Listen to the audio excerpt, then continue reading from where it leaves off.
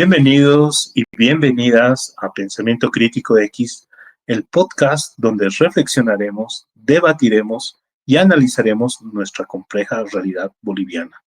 Hoy, nuestro primer episodio está dedicado a Bolivia tras las sorpresivas elecciones del pasado 17 de agosto. ¿Qué pasa cuando las palabras pierden su significado?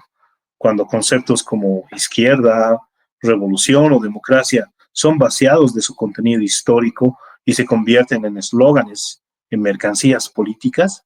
Esta es la premisa de la que partimos en nuestro análisis y que nos servirá de base para nuestra reflexión el día de hoy. En los próximos minutos navegaremos por los resultados electorales más inesperados de los últimos tiempos. Hablaremos de un líder proscrito cuyo fantasma dominó los comicios, de un partido que ganó con votos prestados, del preocupante resurgir de la ultraderecha y del fracaso estrepitoso de quienes se quisieron hacer herederos naturales de un movimiento y un electorado. Todo esto en el marco de una profunda crisis de representación y de un capitalismo que libra una guerra silenciosa resignificándolo todo.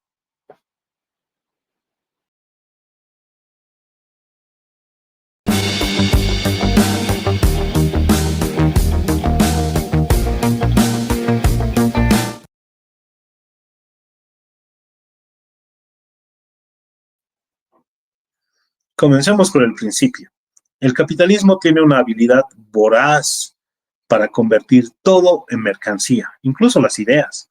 Conceptos fundamentales como libertad, democracia o socialismo han sido deformados deliberadamente por campañas comunicacionales y procesos políticos. La socialdemocracia o la derecha blanda es una de las principales responsables de trivializar la idea de revolución, alejándola de su sentido anticapitalista. En Bolivia, esta tergiversación es palpable. La línea entre izquierda y derecha se ha vuelto borrosa. Si bien es fácil identificar a los neoliberales de los 80, 90 y 2000 o la ultraderecha separatista de finales de los 2000, el panorama de la izquierda se volvió un espectro confuso tras la hegemonía del MAS, el movimiento al socialismo, que gobernó entre el 2006 y 2019. El golpe de Estado de 2019 fracturó aún más esta representación. Y lo que vino después, con la crisis interna del MAS, no fue una crisis ideológica, sino una pugna por el poder. Fracciones emergentes dentro del partido del MAS buscaron desplazar a Evo Morales primero con una guerra sucia y judicial y luego maniobrando para hacerse de su base social.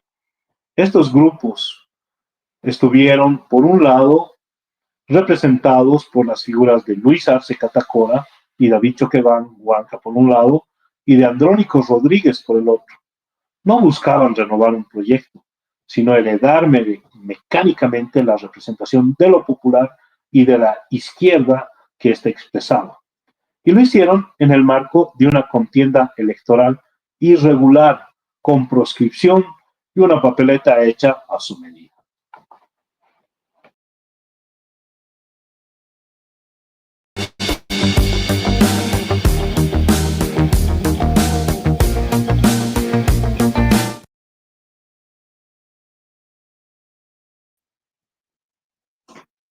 Entremos en los números. Los resultados del 17 de agosto fueron un terremoto político. El ganador fue el Partido Demócrata Cristiano, el PDC, con casi el 25% de los votos absolutos. ¿Quién los vio venir? Nadie. Las encuestas ni los captaron. Pero el resultado más revelador y el que demuestra nuestra tesis central fue el voto nulo y blanco. Se disparó al 22.37% de los votos absolutos, cuadruplicando la cifra de 2020. La razón, un llamado de último momento de un hombre proscrito, Evo Morales Ayma. Desde el trópico de Cochabamba y en representación del movimiento cocalero, la única organización que sobrevivió al desgaste significativo de los últimos años y la única en pie, Evo convocó a anular el voto. Y la gente le escuchó masivamente. Este hecho por supuesto que es una prueba contundente de la vigencia de su liderazgo por encima de todas las decisiones que buscaron suplantarlo. Entonces, ¿quién es el PDC? ¿Cómo ganó? Claramente, su victoria es con voto prestado. El PDC es un partido pequeño y de derecha, cuya propia militancia estaba en contra de su candidato presidencial, el señor Rodrigo Paz, hijo de Jaime Paz Zamora, y su vice Edman Lara. No tenían un programa claro, su voto, por tanto, tampoco es un voto de adhesión, sino un voto pragmático, de mal menor. Mientras que Paz tiene el estigma de la corrupción y ser heredero de un político pragmático y neoliberal como el mentado Jaime Paz Zamora, y por su pésima gestión como alcalde en Tarija, Lara es un ex policía con algo de fama en redes sociales por denunciar irregularidades. Fue visto por un sector del electorado como la opción más contestataria en una papeleta vacía de cualquier tipo de representación popular. Y justamente por eso el PDC ganó en los bastiones del levismo. Es un voto, por tanto, prestado, que tan rápido como llegó puede irse, puede esfumarse, si no logra conectar con ese electorado que tiene, por supuesto, intereses populares.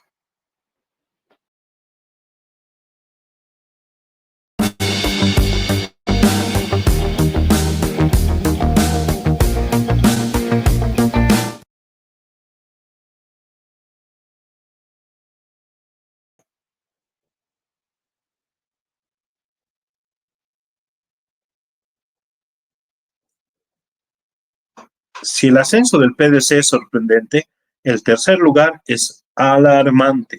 La ultraderecha, agrupada en el Partido Libre de Tuto Quiroga, obtuvo más del 20% de los votos. Este no es un fenómeno nuevo, sino la recomposición de una fuerza que nunca desapareció tras el intento separatista de 2008 y que hoy tiene su epicentro, lamentablemente, en la ciudad de Santa Cruz. Libre representa un peligro claro, una visión liberal subordinada al imperialismo yanqui, con un racismo y una violencia arraigados que amenazan conquistas históricas sociales en Bolivia. Y no hablamos de algunas, sino de todas las conquistas sociales. Por esto, alertamos que lo que viene es una arremetida violenta y llamamos urgentemente a que el movimiento popular se organice para la autodefensa política y territorial. En el otro extremo de esta contienda, ya por el alma de la izquierda, encontramos el fracaso más estruendoso, el del MAS de Eduardo del Castillo. Que el oficialismo obtuviera un mendigo 2.46% es pues catastrófico.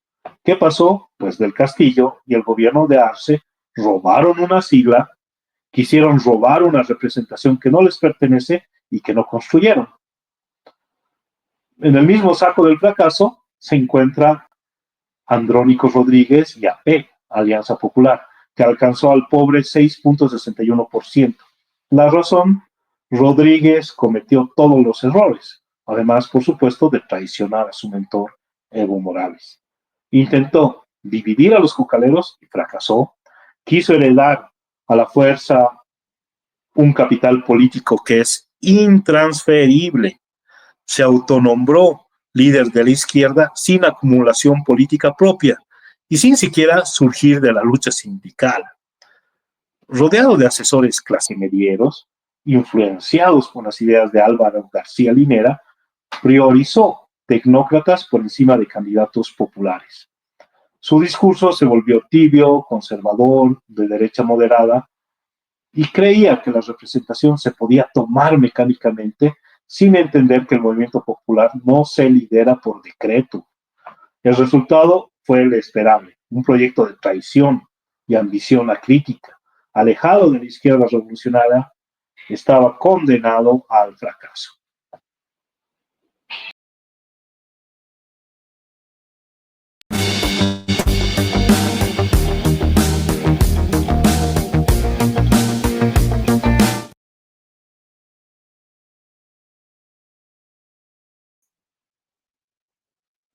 Entonces, ¿dónde queda Bolivia tras estas elecciones y estos resultados? El panorama es el de una crisis profunda. El movimiento popular y la izquierda revolucionaria están golpeados, divididos y con un horizonte desdibujado. Las tendencias clase medieras, sobre todo en la voz de Álvaro García Linera, avistaron que una posible revolución socialista en Bolivia sería posible de aquí a unos 500 años y por tanto priorizaron un proceso de desclasamiento convocando a las clases medias, eh, revalorizando el papel de la clase media en desmedro, por supuesto, de lo campesino y lo obrero. Pero lo peor es que llamaron a esta clase media a dirigir el proceso de cambio. Finalmente se fetichizó la democracia y se reconstituyó desde dentro el Estado burgués que se pretendía transformar. Sin embargo, no todo es pesimismo. Debemos llamar a la acción. La tarea inmediata es clara: fortalecer y rearticular al movimiento popular. Esto implica reconstruir su capacidad de autodeterminación, profundizar su conocimiento y convicción y reconstruir un horizonte revolucionario común. El sujeto histórico revolucionario, aquel que relampagueó en la Guerra del Agua el año 2000 y del gas el año 2003, sigue existiendo en la medida que las contradicciones, que son de clase y nación, están más vigentes que nunca. Por otro lado, el referente, pese a todo, sigue siendo Evo Morales y la resistencia que encarna. El camino, por supuesto, tras estos resultados no es saltar al barco de papel del PDC, ni sucumbir a la tentación del poder fácil. El camino es la organización desde la base, la recuperación del sentido verdadero de las palabras y la lucha. La historia boliviana demuestra que incluso en los momentos más oscuros, lo popular sabe reorganizarse y sobreponerse para vencer.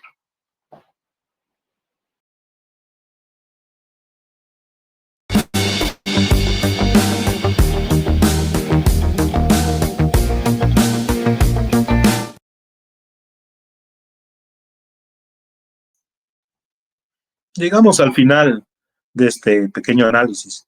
Hoy hemos explorado las elecciones irregulares para mirar más allá de los números y entender la batalla cultural y política que se libra por el significado mismo de la izquierda, la representación popular y, por supuesto, como no podría ser de otra manera, de la democracia. Los dejo con una pregunta para la reflexión. En un mundo donde los significados se desdibujan, ¿cómo reconstruimos los proyectos políticos desde abajo a la izquierda y no desde la ambición y el vacío? Gracias por acompañarme en este primer episodio de Pensamiento Crítico X. Hasta la próxima.